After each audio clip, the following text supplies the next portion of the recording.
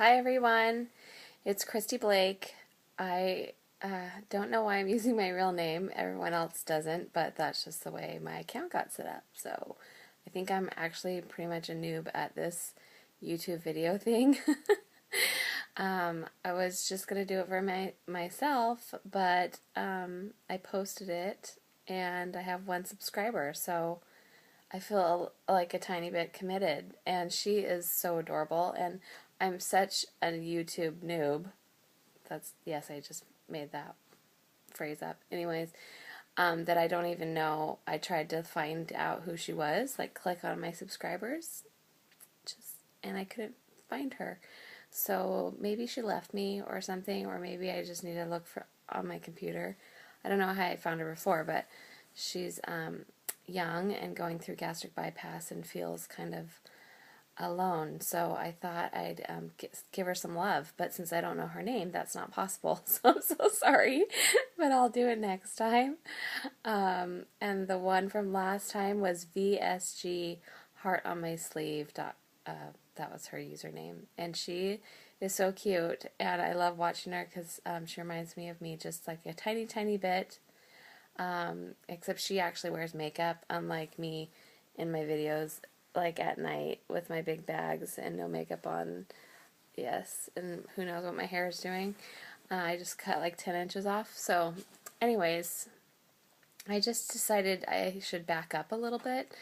I am having my surgery on June 19th, which is less than 2 weeks away, and as I posted yesterday, it was a complete shock that I'd be in that early. I was kind of expecting like the week after that, but they called me and had an opening and said, we can put you in here, and I said, okay, sure. So I feel a little unprepared, so I've been watching a ton of videos, and they're so helpful, and really, really helpful. Less of Sarah. You are a world of knowledge, and the VSG Heart on My Sleeve, she's also done some really great videos and great information. Also, EPPPG, she's awesome. She's like at least a year to 2 years post-op, and her videos are very informative as well. So, anyways, I'll try to be like that. It might take me a while because I'm such a noob. So, but I thought I'd back up a little bit and go to my history and, kind of that stuff. Currently, I weigh 258, which is the highest I've ever weighed. I just started my pre-op diet, and I barely know what I'm doing because I haven't even got my packet yet, so I'm just kind of going from some other paperwork I got before, and it's just basically low carb, no sugar, and protein shakes, and all these. So the funny thing is that I have been dieting, like most of us probably, for my whole life. Since I was 12 years old, I started dealing with weight issues, and I remember crying to my mother, like, I'm getting so overweight, and I was only 12, 13, and it just continued. When I was 17 years old, I weighed 206, and I went on OptiFast. My dad was diabetic, and he went on OptiFast, so I followed in his footsteps, 17 years old, and had blood drawn every other week, and that was a 3-month liquid-only diet, and I lost 40 pounds on that, and then 30 on my own, and kept it off for most of college. I started to gain it back in the last couple years, junior, senior year, and, just, I think we've all done the up and down, and when I got married 5 years ago, so this is fast forward high school 10 years.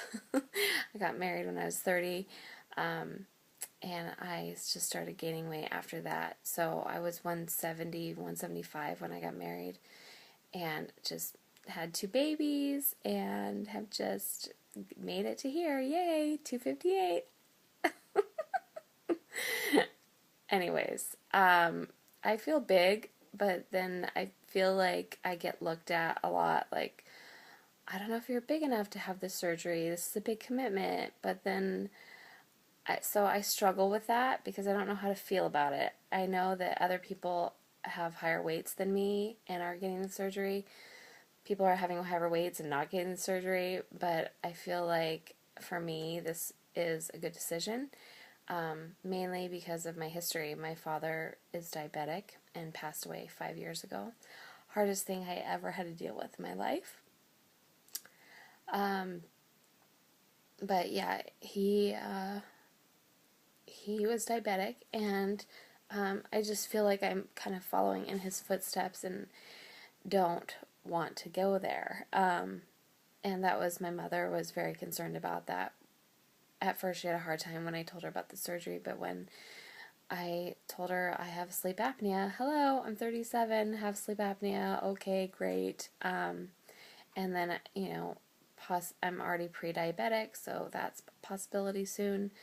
Yes, there's the girl that subscribes to me, she was talking about how she felt like there's a lot of older people at her class she went to, and yes, sometimes you feel like that there's older people that have more problems than you that are having the surgery, but it doesn't mean that surgery is not right for you, because you have different history, different life, different everything. And so I feel like for me, that's the decision I made. Wow, it's really easy to talk for 6 minutes already, so I don't really know how long these videos are supposed to be, but you can shut it off anytime you want. So, anyways, I have a blog, as I said before, and I was kind of gonna read some of the things that I've written, but obviously that's not happening. But in my first post, I just talked about my history and posted pictures and all of that. And I think next time I'll talk about the appointments, because I'm sure anyone looking into this is probably curious what you all go through to even get approved and the whole rigmarole. So that's it for now. I am just trying to get prepared for what's about to happen to me and this lifestyle change, which I feel more ready for after watching videos and just reading every single thing that they give us. That this much paper that you've read, or this many videos that you've seen on YouTube, talking about what you're gonna go through, like seeing people in post-op in the hospital, like, I can't talk and this is gonna happen to me. This happened to me. That I think is helpful for me to know that I'm going to be drugged up on morphine for 2 days, basically. Because sometimes you just think, oh, I'm going to do this thing and it's going to be so great. And just the buyer's remorse and the scars and people showing me skin and all those, the ugly side of it is very good to see. And I know there's so much positive of it, and that will hopefully overweigh everything bad about it. So, anyways, I'm very excited.